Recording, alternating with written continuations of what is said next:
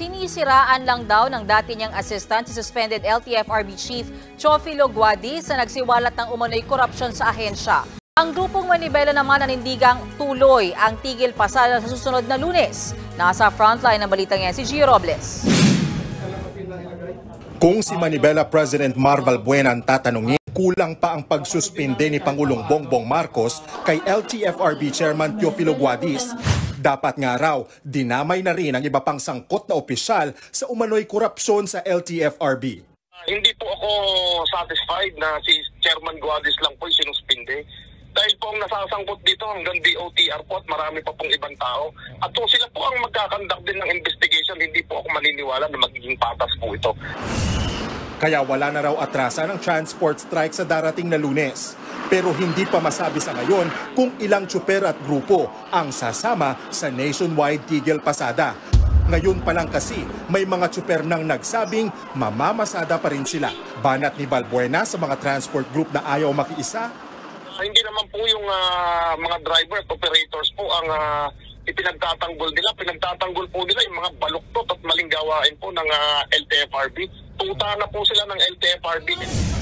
Kasunod naman ng mga isiniwalat niyang umano'y katiwalian sa LTFRB, nalulungkot daw ang dating executive assistant ni Guadis na si Jeffrey Tumbado sa pagkakasuspinde sa opisyal. Nangangamba rin daw siya para sa kanyang seguridad at ng kanyang pamilya. Pero kung ang Liga ng Transportasyon at Operator sa Pilipinas o LTOP ang tatanungin, sinisiraan lang daw ni Tumbado si Guadis para pagtakpan ang sarili niyang iligal na gawain sa LTFRB. Isa sa biniktima nitong tao na nagsiwalat ng ganito ay isa sa tao ko sa Muntinlupa ang nakapagbigay daw sa kanya ng worth 300,000. Kaya nung pinag-report ko na talagang pinanindigan yung board of director ko sa LTOP na siya ay nagbigay kasi. Isang miyembro nga raw ng LTOP ang hininga ni Tumbado ng 1 milyong piso. Dagdag pa ng LTOP, may kasabwat din daw si Tumbado sa loob ng LTFRB. Wala pang pahayag si Tumbado sa akusasyon.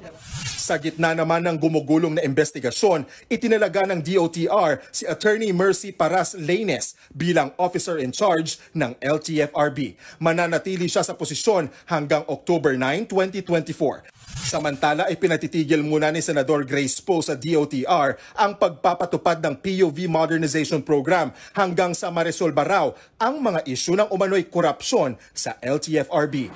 Giit pa ni Poe, kung totoo ang aligasyon, dapat managot ang mga tiwaling opisyal.